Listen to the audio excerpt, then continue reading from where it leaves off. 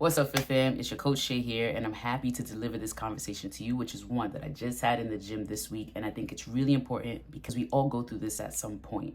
And so, this conversation is for you if you consistently work out, but you're not yet seeing the muscle definition that proves it. In today's conversation, I'm going to give you the only 3 tips that you need in order to start to see that muscle definition that proves that you work out on a weekly basis. But before we jump into those 3 tips, I just want to let you know that I'm also excited to share that I finally opened up my one-on-one virtual coaching. It's a 30-minute session where we go over your exact needs and I give you all of my recommendations and expertise that's going to help you to start to see results. If you're interested in having that conversation with me, all you got to do is click the first link down in the description box. Now let us begin.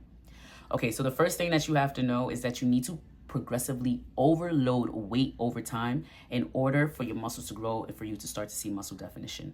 What's great is that when you use weight or resistance, you drop body fat.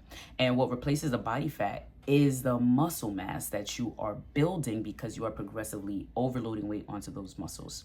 So when I say progressively overloading weight, I'm talking about dumbbells, barbells, kettlebells, resistance bands. These are just some equipment that you can use to progressively overload weight over time. So for example, when I started working out, I had a pair of 10-pound weights. That's 20 pounds in total. So I would do 10 to 15 reps somewhere in between there.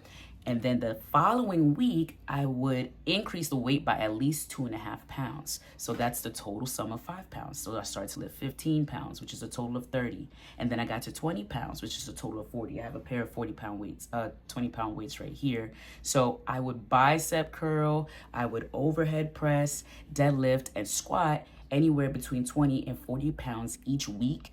And just to let you know, this did not make me bulky. I think that's a conversation that I have a lot with women.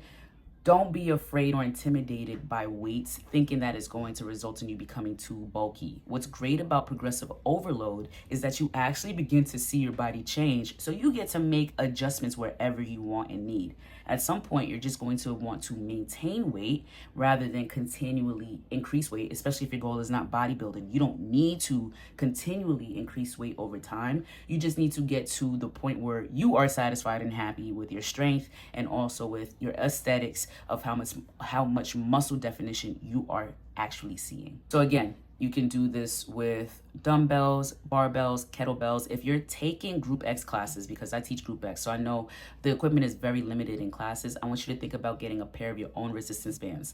Either the mini loop fabric resistance bands, or you can get the open loop resistance bands, and those come in like 6-packs, 8-packs, 10-packs, and they go way over 100 pounds. Not saying that that's where you want to go, but it's easier to progressively overload in a large group training class.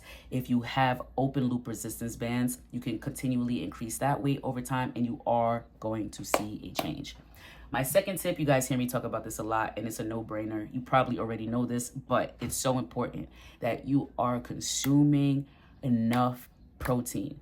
Notice that I said enough protein, not just protein in your meals, but protein, period.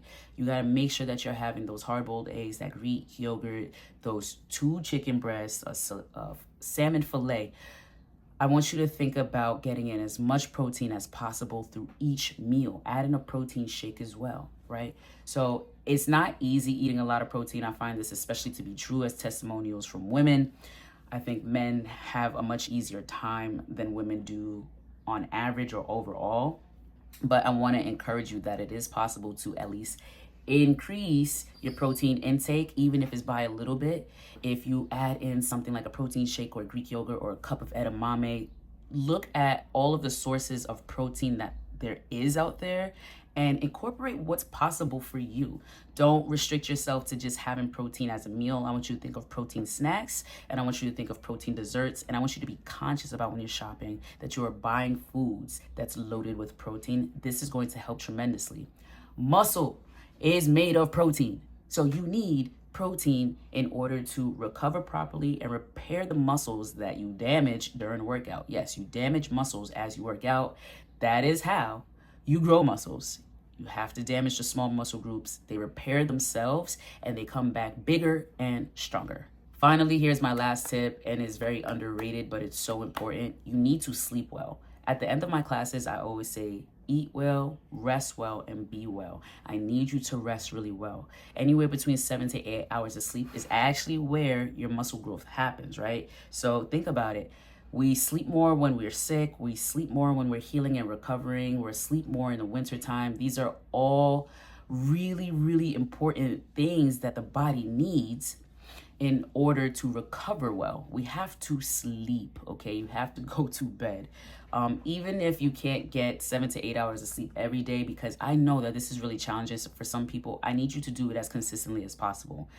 Wind down, turn off everything, your phone, your TV, the radio, whatever you got on, and go to bed, okay? Do the things that makes it possible for you to fall asleep and get sufficient amount of sleep so that you can actually begin to see that muscle growth. I've had tremendous success, not only for myself, but also for the clients that I coach, also for the members in my gym. And so this is why I'm sharing this tip with you today. If you want more tips about how to achieve your happy weight, how to be happy with your weight, which also is equivalent to you having a happy lifestyle, right? Feeling good, looking good is really important. I want you to also tap into my ebook, Happy Weight. It's going to give you more tips that's going to help you succeed on your health journey, and it's going to help you get to those fitness results that you desire so greatly. And with that, my friends, this is a short one. I'm glad. I hope you're able to incorporate these tips. Don't forget to check out my coaching if you want more tips on how to succeed and get to your results. Peace, bae.